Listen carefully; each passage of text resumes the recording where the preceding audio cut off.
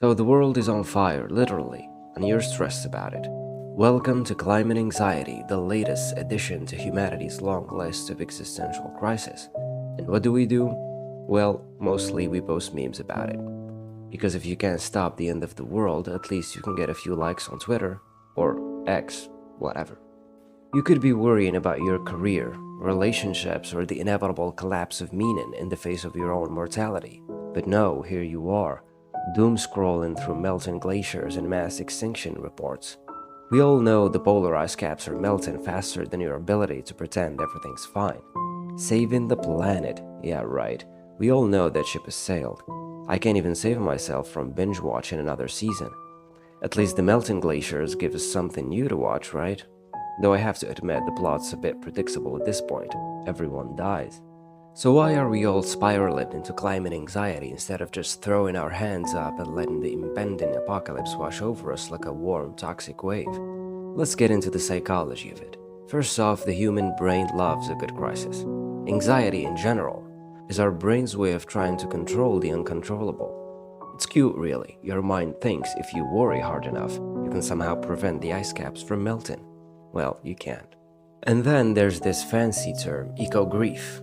That's when you cry more for the polar bears than for your own failed relationships, as if crying will magically restore the ozone layer or stop entire species from vanishing. The brain wasn't designed to process long-term catastrophes. We're built to freak out over short-term threats, but when the threat is this slow-moving glacial disaster, we end up recycling a plastic bottle as if that will somehow reverse decades of industrial destruction. And then proceed to buy 3 things off Amazon. Guilt? Sure. Solutions? Nah. What could signify a more profound disillusionment than a world crumbling under its own weight? Not through fire and brimstone, but through quiet suffocation. The earth, once cradled in the tender embrace of creation, now groans beneath the burden of its own inhabitants. Our industry, our ambition, our will to dominate. Yet we stand at the precipice not with defiance but with apathy, staring into the abyss as it stares back with indifference.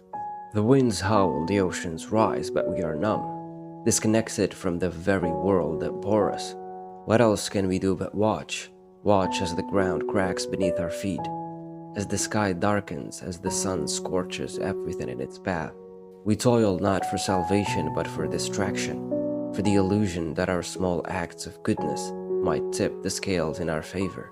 But deep down we know the earth will continue long after we've faded into dust, and the only trace of our existence will be the scars we've left behind.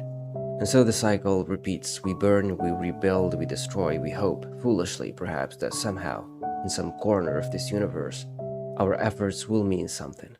But meaning is elusive as is hope, and both are swallowed by the vast empty sky, indifferent to the tiny creatures scrambling below.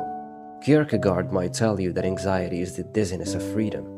Climate anxiety isn't just a new type of fear. It's part of the fundamental human condition, an expression of the uncertainty we all feel in a chaotic world.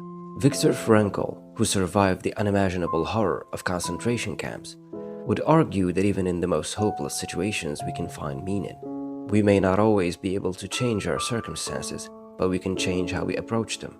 The existential dread of climate change may never fully go away, but Frankl's approach would be to find purpose in the fight, even if that fight seems doomed.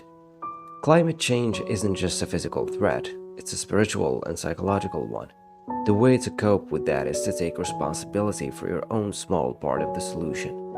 Even if you can't save the world, you can find meaning in trying. You don't recycle, though, because you think you can reverse decades of industrial damage. You do it because it aligns with your values. You act not for the outcome, but because doing something, anything, gives you a sense of agency in an otherwise helpless situation. The earth is dying. Yes, you can't control the melting ice caps or the rising temperatures, but you can control your breath, your awareness, and your connection to the world around you. It's not about fixing everything at once, but about staying grounded in the moment and finding peace within, even as the world shifts around you.